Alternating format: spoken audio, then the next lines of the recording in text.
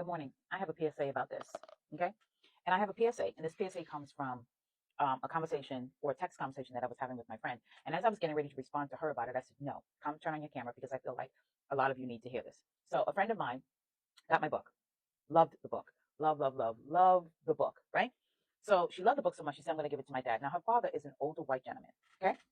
And she said, so she sent me a message this morning. She said, my dad is having a hard time with the broad generalizations, right? And she said, because we as white people always need the sum, right? And I said, the reason why you need the sum is because to say sum, I leave you tied to your inherent goodness, right? Because whiteness tells white people that they are inherently good. And then it dawned on me. And I'm going to tell you right now, if this is you, do not get this book.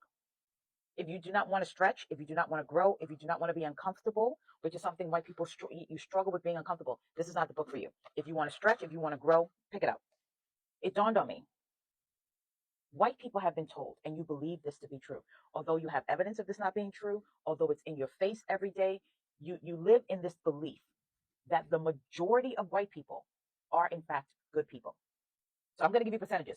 You believe 80% of white people in America, and you include yourself in that number, are good people, non-racist people, don't mean harm. So even when you do something racist, say something racist, you believe that those people didn't mean it because they are good people. So you believe about 80% of white Americans are good people and only about 20% are bad people. So when you read a book like this and I say white people or white supremacy, white people, what you hear me doing is indicting 80% of white people who you have deemed are good people. And that will feel unfair to you.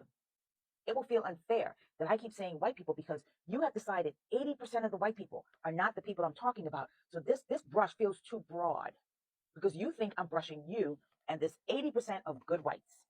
So you need us always to say some because from your perspective, we're talking about the 20%. And that number is so small that we should always be saying some because we shouldn't be indicting this big number of 80%. And I got some good news and bad news for you. The good news is you can dismantle that lie in this book. You can dismantle that lie. That's the good news. The bad news is, sorry, the numbers are reversed. 80% of you are racist.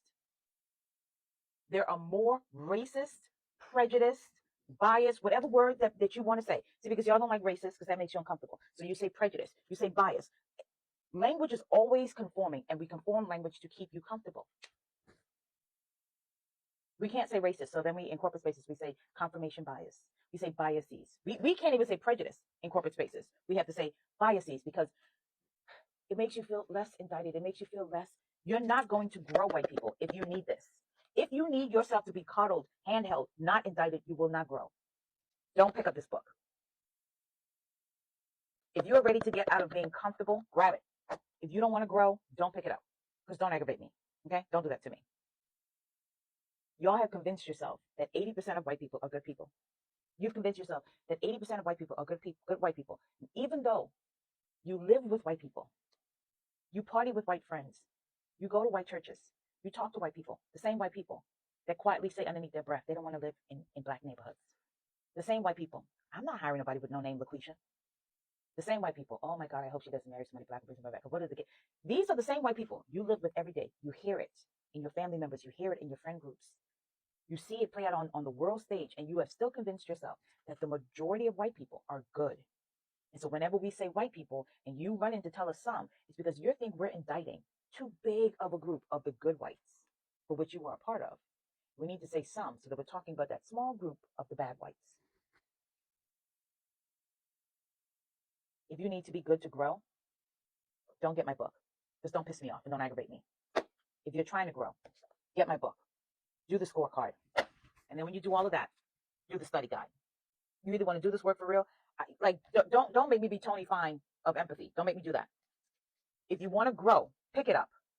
If you want to remain comfortable, leave me and my work out of your bullshit. Don't buy the book. Don't bother me.